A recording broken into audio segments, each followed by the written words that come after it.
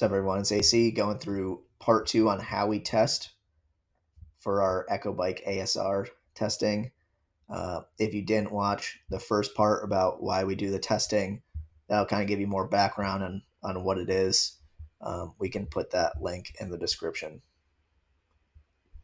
So, to start with the protocol, we look at a 10-minute warm up on the bike. Again, just trying to get your heart rate up. You can add in a few bursts towards the end of that.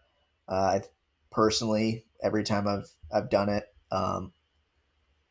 there's value in being on the bike for a little bit to kind of feel things out a little bit, make sure the seat's set up correctly,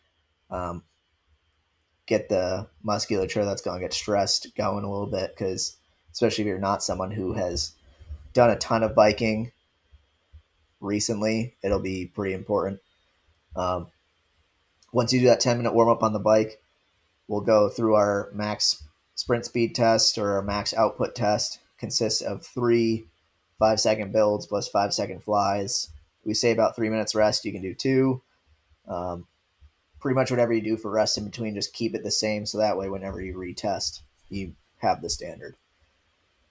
Once that third sprint rep is done, give yourself about 5 minutes. Again, that's what we do. If you want to go shorter, you can always do that. Just make sure it's consistent. And then for the max aerobic speed test, we do 5 minutes for the maximum sustainable watts. Basically, you want to be able to try and hold that. Typically, people go out slightly hot, they drop a little bit, and then you should be able to try and hold. You don't want to have a huge difference between the max and the average during this 5-minute test. In terms of, when I say that, if you start the 5-minute test and you come out at 1,000 watts, and by the time you're done with the 5 minutes, you're at 200 watts, that's way too much of a drop off. You'd want to try and get around, say, 600 and maintain as close to that the entire time. So we're looking at the setup for the max sprint speed. You'll press the intervals tab until you see custom at the top blinking. Then you see on the top left the intervals blink. You just set that to 1.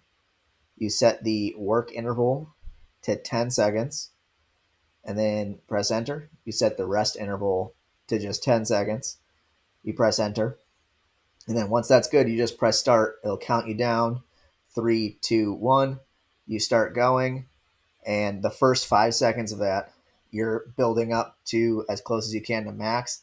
And within the last 5 seconds of that 10-second interval, you should be hitting your max output. You don't have to hold it for very long. I forget what these bikes require in terms of how much time for it to count. But you want to think you're going to hold that max output for close to 5 seconds. You realistically could probably do it for 2 or 3, but don't shortchange yourself by just stopping short. When you're done with the max sprint speed test or the max output test,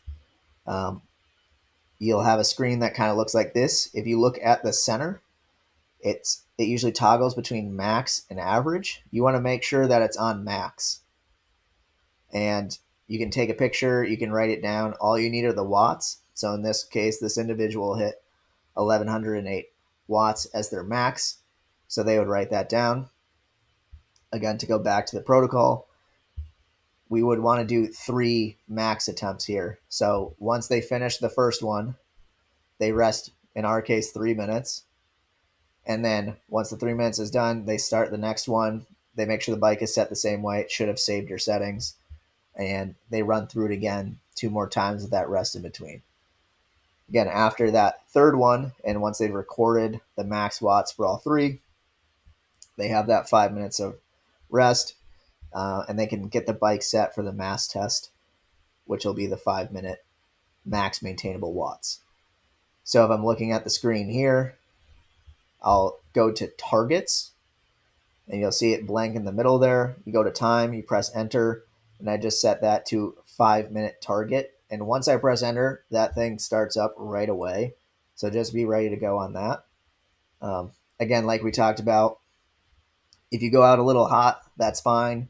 You should just not feel like you have a giant drop off during the 5 minutes. Um, Again, this is pretty much a VO2 max test, so expect to be breathing really heavy. Expect it to probably not be the most comfortable thing, but you want to um, really push to maintain your watts as high as possible during that. So if we look at the max aerobic speed results, this individual got 467. Again, note that in the middle, now that toggle is on average rather than max. We need the average over 5 minutes, not your max. Um, you'll just write that down, take a picture like they did, and you have that for yourself. And then we'll have at the end of the 3 sprint attempts and the 1 max aerobic speed test, you'll now have 3 values for your max watts, 1 attempt for the average watts. With that, we'll use those values to plug in to a calculator that we have, and basically it'll give you your ASR based off your best max watts and that average watts number.